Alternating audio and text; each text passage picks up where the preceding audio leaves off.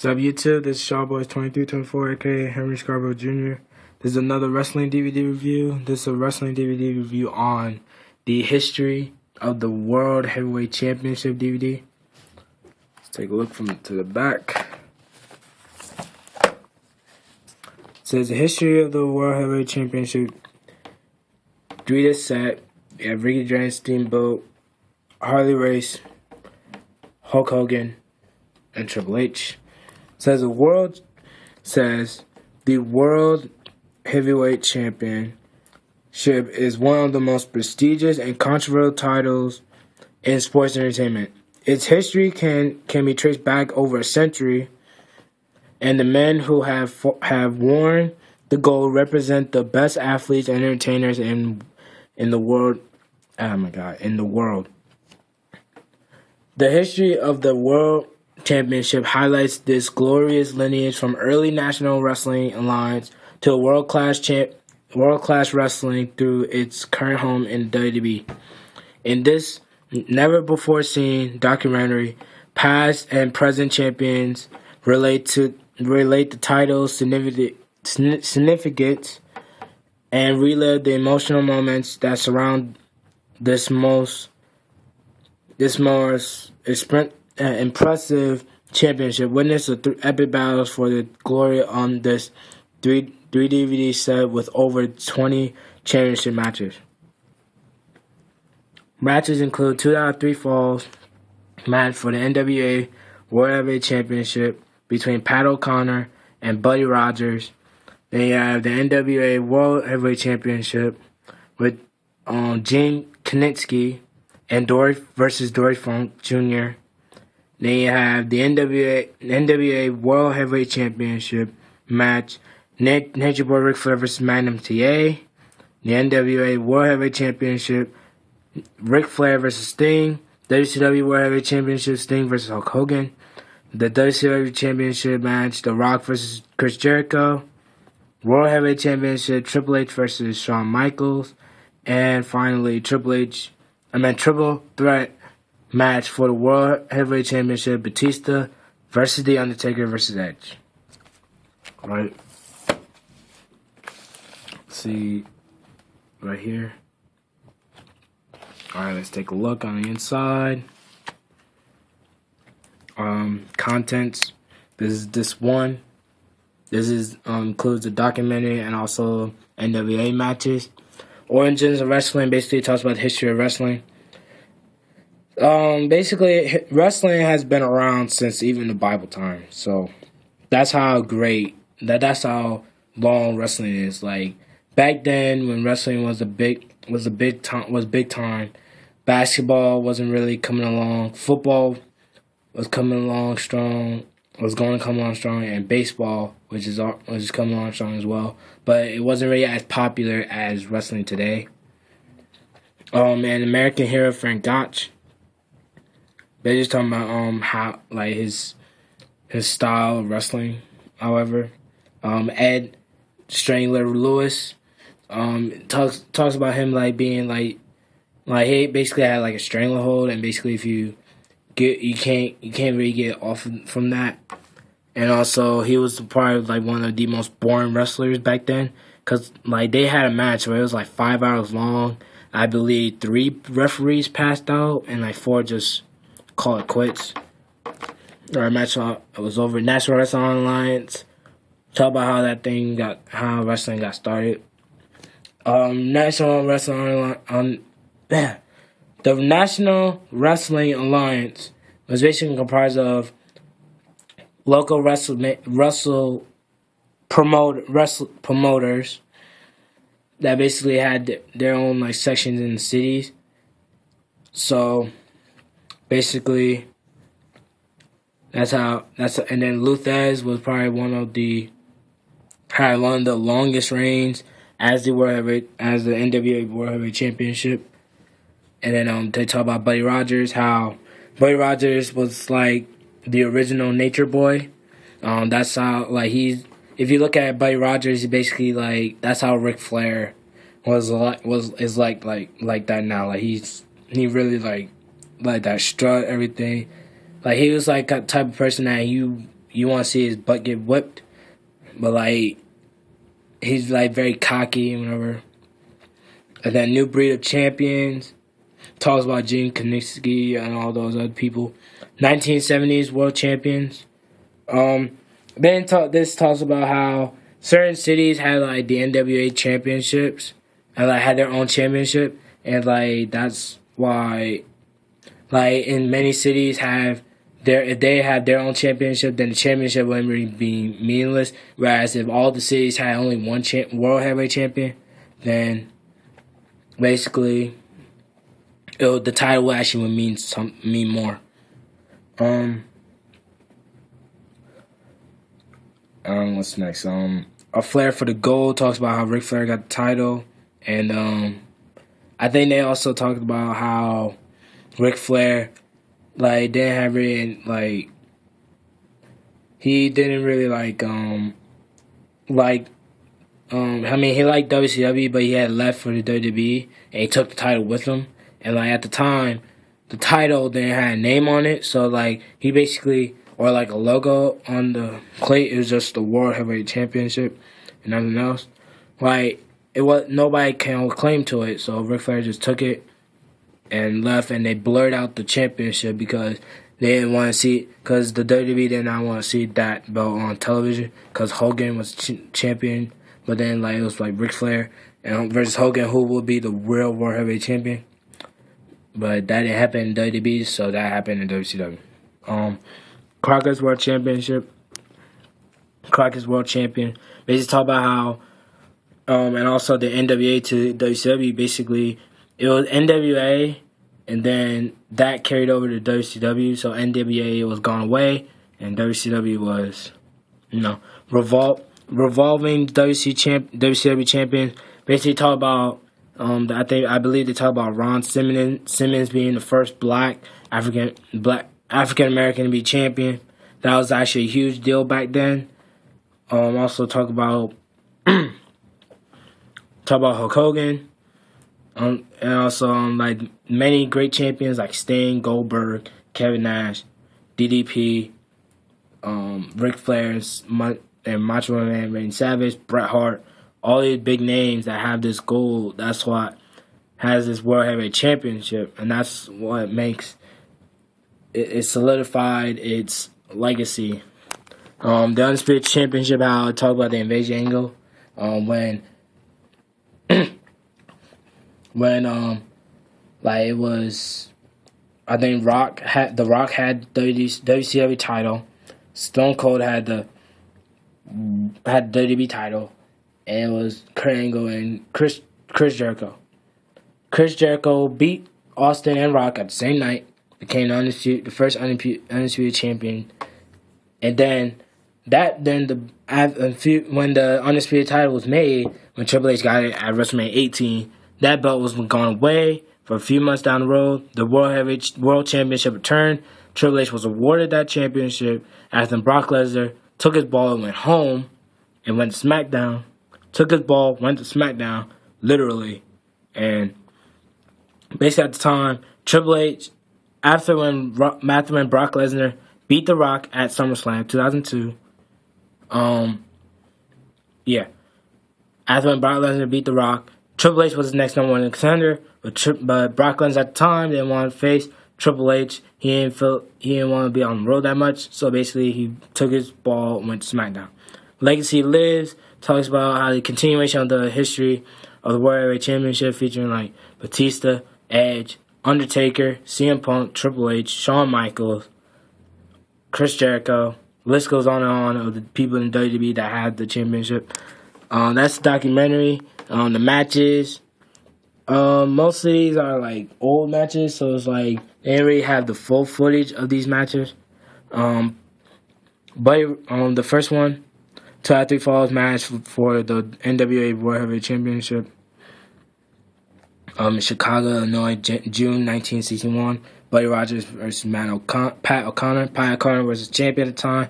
Buddy Rogers it was achieving his first championship. That's all I really got to say about that. It's all right. Gene Kiniski versus Dory Funk Jr. Championship Wrestling from Florida, February 11, 1969. Again, some of these matches are old. Like, I can't really get into these matches. Jack Briscoe versus Terry Funk. I believe Terry Funk won this match. I'm not really sure or positive about that. This is from Championship Wrestling from Florida, December 10, 1975. Interesting fact is that people had, when they were champion, had a hard time being on the road because, like, they were missing their families and stuff. So that's kind of interesting coming from the wrestler's perspective. Again, Championship Wrestling from Florida, NWA World Heavyweight Championship match, August 21st, 1979, Harley Race versus Dusty Rhodes. I believe Dusty Rhodes was doing commentary for this match. He talks about how important the championship was, and how it meant to him, because he was just a plumber, and he went from a plumber into a world champion, and that on that night, and you know, he could give him that's the amount of credit that, I mean, Harley Race was like, I mean, I'm not gonna lie, Harley Race is actually, he was very good. I mean, that's Triple H. I mean, that's like Triple H right there. You know what I mean? If you know what I'm talking about, then. The AWA Super Clash, September 28, 1985, Nature Boy Ric Flair versus Magnum TA. This was a good match. I'm not gonna lie, this was a good match. But I don't know why that Magnum TA didn't get the title. I mean, they was going to give him the title, but he was in a car accident, so that ended his career. So, like, if they gave him out on this night, then he wouldn't really have that car accident. So, the NWA World Heavyweight Championship match, the Great American Bash, July 7, 1990. Ric Flair vs. Sting. This is a great match, probably the best match on this DVD. I mean, on this one. This is a good match, I'm not gonna lie. Sting, I think, captured his first championship. I'm not sure about that. Correct me if I'm wrong down below. Alright, now we get to the WCW side of the matches. See, this two. WCW World Heavyweight Championship, Clash of the Champions, January 30th, 1991. Ric Flair versus Scott Steiner. I believe this was time limited because I think it was like 20 minute time limit, and like Scott Steiner would have to beat that time limit to win the World Heavyweight Championship, but the time ran out, and Ric Flair won, what still became champion. The Great American Bash, July 14, 1991. Lex Luger versus Barry Windham. I believe Barry Windham was the champion at the time, and Lex Luger won the championship. I think this was a steel cage. No. Yeah, I think this was a... I think this probably might be a steel cage, but I'm not sure. Vader versus Ron Simmons, Baltimore, Maryland, August 2nd, 1992. Again, Ron Simmons being the first African American World Heavyweight Championship, World Heavyweight Champion. That was a big deal back then because no black person had the gold, and Ron Simmons was the first one. I believe the second one was Booker T.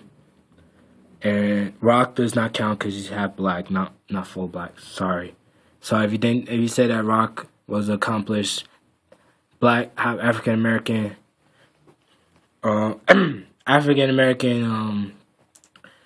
champion, then you're sadly mistaken because Rock is half black, not full black. Career versus career, still, yeah, no, not that one. Human cage match for the WCW World Heavyweight Championship, WCW Saturday night, October 16, 1993. Vader versus Ricky the Dragon Steamboat.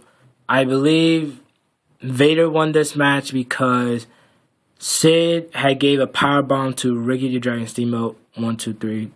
Again, this is a good match as well. Career versus career, steel cage for the WCW World Heavyweight Championship. Halloween Havoc, Halloween Havoc, October 23, 1994. Hulk Hogan versus Nature Boy Ric Flair. Ric Flair obviously lost this match, but it didn't end his career. Usually when career-ending matches, or like career-ending like stipulations don't really end a person's career, except for one person, that was Shawn Michaels when he retired against The Undertaker. Yes, he's keeping his word. He ain't coming back, sadly. Even I know he's not coming back. I'm the biggest fan of Shawn Michaels in the world. I don't care what anybody says. I'm the biggest fan of Shawn Michaels. And I believe him that he is not going to wrestle ever again. Next match, Super Bowl 8, February 22nd, 1998. Sting versus Hollywood Hulk Hogan. This match came about when I believe Sting won the title at Starrcade 97.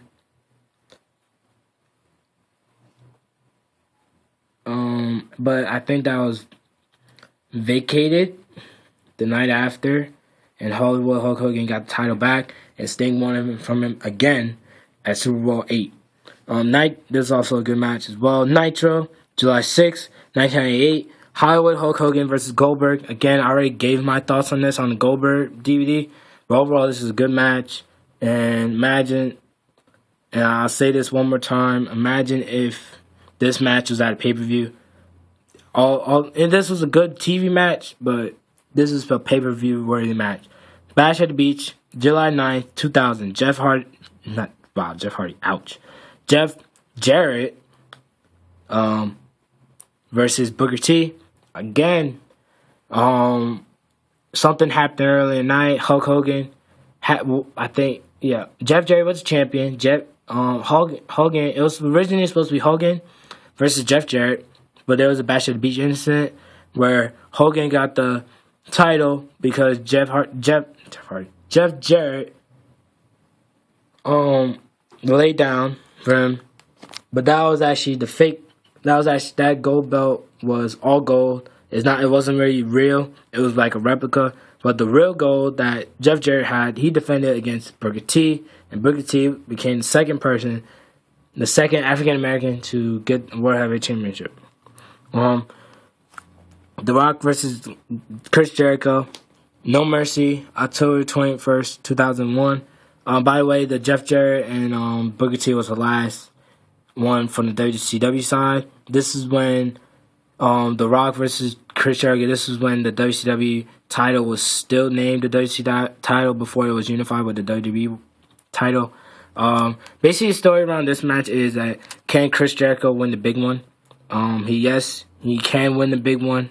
And I believe on Raw, he a few weeks later, like he lost the title to The Rock again, and he got it back on I believe it's Vengeance 2001. So yeah, that's it for the WCW side. Now we get into the WWE side. First match: Triple H versus Rob Van Dam. Unforgiven, September 22nd, 2002. This again was a good match. I'm not gonna lie. This was Triple H's first title defense when he newly crowned World Heavyweight Champion. So again, this is actually a good match.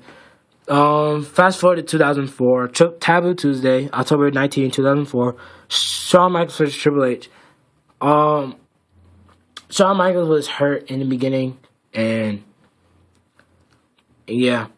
basically they told a story where like can Shawn Michaels beat Triple H while injured? Well, unfortunately he can't because Batista interfered. Then Edge speared him for no apparent reason. It started the Edge and Shawn Michaels rivalry.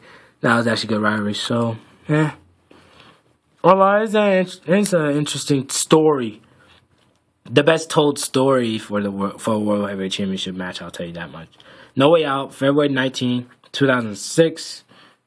It was Kurt Angle versus Undertaker. This match is very good. I believe this is the best match on this DVD. Yes, I said not on this disc. The best match of the DVD by far. Like imagine this was a WrestleMania match. Like that's how good it is. Like this should be a WrestleMania match, but it's not. Kurt Angle won, and Then SmackDown, April 7th, 2006, Rey Mysterio versus Randy Orton. This was a match where, again, Rey Mysterio just got the title, and Randy Orton Rey Mysterio needed to prove that he's not his championship it's not a fluke. So, and he won.